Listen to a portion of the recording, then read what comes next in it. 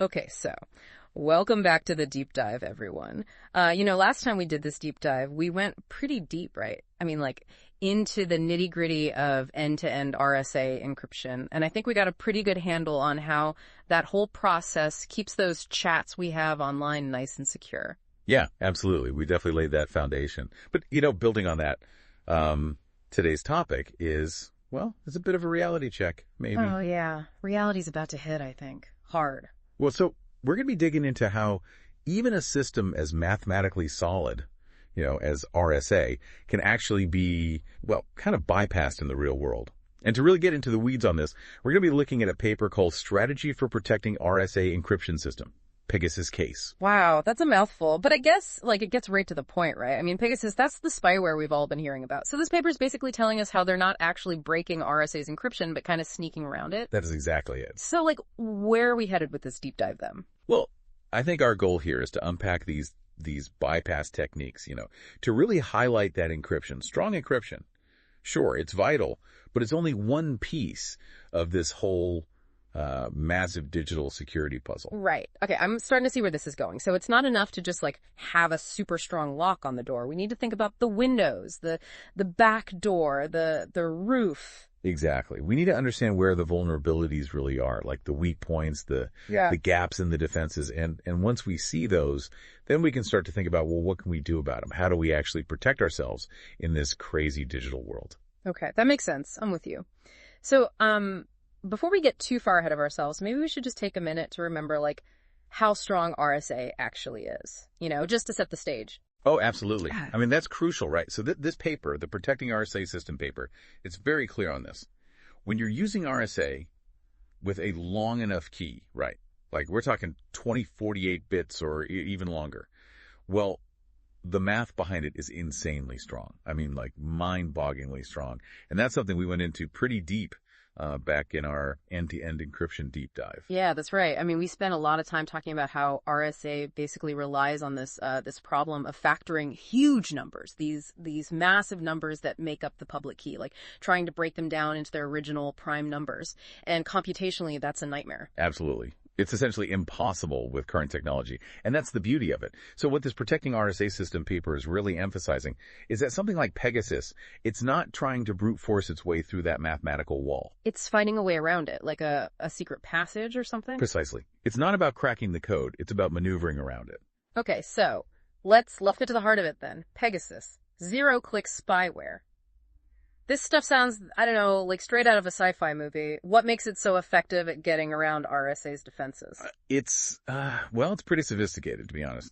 The key here is that zero-click part. It means it can compromise a device without the user even knowing it. No clicking on a link, no downloading a file, nothing. It just appears. Wow, that's kind of terrifying. Yeah, it's definitely unsettling. And once it's on a device, it basically focuses on the endpoints of the communication. So what happens before a message is encrypted and after it's decrypted. So instead of trying to intercept the message while it's in transit, it's listening in at the source and the destination. Exactly. The paper breaks down a few different ways Pegasus does this. One way, and it's kind of scary, is that it can actually grab messages right from the device's memory, but after they've already been decrypted by RSA. So the message is sent securely. My phone does its job, decrypts it so I can read it, and then boom, Pegasus just swoops in and makes a copy. It's a bit like that, yeah. And it gets worse. The paper also says that if the private keys are stored on the device, without any encryption, which honestly is a huge security risk, well, Pegasus could potentially get a hold of those too. So imagine you have this super high-tech vault, right?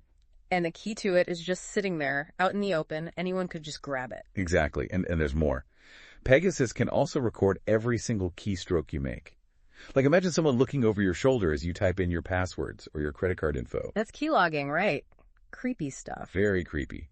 And it can also just capture what's on your screen. And get this, it can actually read messages even from secure messaging apps, either by looking at your screen or by going directly into the app's memory. So even if my message is encrypted, super tight encryption in transit, if this thing is watching my screen or reading my phone's memory, the encryption itself doesn't really matter, does it? You're getting it. The encryption might be protecting the message in transit, but Pegasus is already inside. It's like, imagine RSA is this really secure tunnel, right? But Pegasus is just waiting for you at the end of the tunnel, ready to grab whatever comes out. That's a great analogy. The paper uses a similar one, actually. It says RSA is like protecting the tunnel, but Pegasus is spying from inside your house. Okay, so that's pretty scary stuff.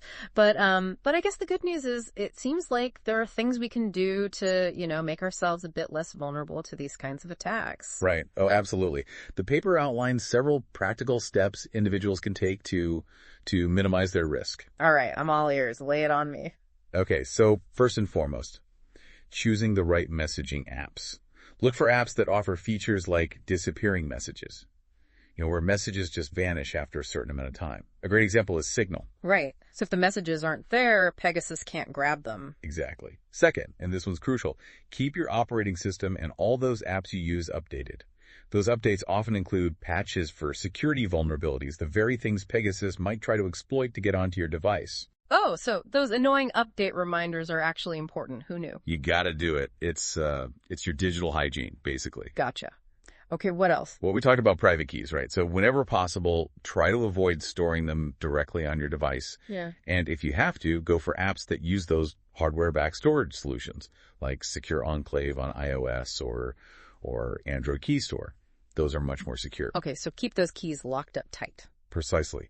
And, for really sensitive stuff, maybe think twice about handling it on your everyday phone. There are even super secure devices called air-gapped devices that aren't connected to any networks at all. The paper mentions them. Wow, so totally off the grid. Pretty much, yeah. But that's for super high-level security needs. Okay, got it. But all this talk about more secure apps, it makes me wonder why aren't all apps built this way? If we have the tech to make them more secure, why isn't everyone doing it? That's a great question. And, the paper actually addresses that. It boils down to a few key factors. First, cost. Developing and maintaining truly secure apps, it's not easy. It's complex, it takes time, and it requires expertise. So it's not just flipping a switch, huh? No, definitely not. And there's also the whole user experience thing. Making an app super secure can sometimes mean sacrificing some features or maybe making it a bit slower or less compatible with other services. And, people are used to their apps being super smooth and easy to use. Right. Convenience often trumps security, especially if people don't really understand the risks. Exactly. And let's be honest, there's also a business side to this. Mm-hmm. Companies, they want to get their apps out there fast. They want lots of users, and they often, they make money from user data. And truly secure apps, they kind of clash with that. Yeah, I see the conflict there. It's almost like a catch-22, isn't it? Yeah. Users want security, but they also want convenience, and companies want to keep their business models going. It's a tricky balance for sure.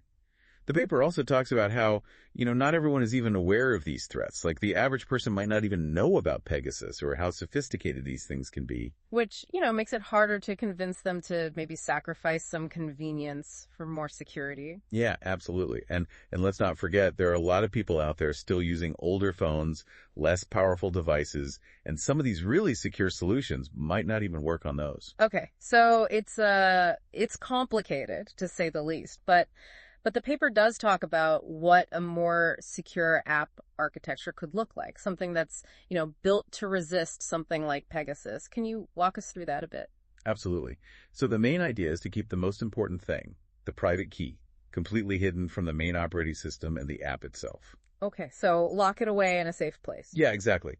The best way to do this is to use something called a secure hardware enclave, like the Secure Enclave on iPhones or TPMs on other devices. Okay, so that's where the super secret key goes. Yep. And this means that anytime RSA has to do its thing, like decrypting a message, it all happens inside that Secure Enclave. The app never actually sees the private key directly. Smart. So keep the keys away from prying eyes. What about the messages themselves? Right. So for the actual content of the messages, you usually use something called hybrid encryption. So you use a fast algorithm like AES to encrypt the message. Yeah. And then you use RSA to encrypt that AES key. Right. I remember that from our RSA deep dive. Use the best of both worlds. Exactly. And in this kind of super secure setup, the decrypted message would only exist in the phone's RAM, really briefly. It wouldn't be stored on the phone's memory. And to make things even safer, you could require a fingerprint scan or PI entry every time you open the app or even view a message. And get this, no cloud backups. because that would create another weak point. Wow. So really going all in on security here, but I can see how that might not be for everyone. Right. It's a trade-off. But the point is, it's possible to build apps this way. The paper even mentions other things you can do, like adding camper detection, using hardware tokens, even making sure the initial key setup happens on a device that's like totally offline.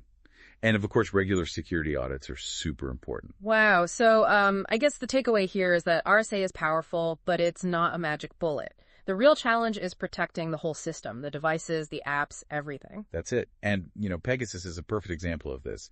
It doesn't attack RSA directly. It finds ways around it. It's like a ninja sneaking around the defenses. Exactly. So to wrap things up, I guess the big question is, whose responsibility is it to make sure our communications are truly secure? Is it us, the users, or the app developers, or the big tech companies? That's a really important question. Yeah. And I don't think there's an easy answer, but it's definitely something we all need to think about. Yeah, food for thought.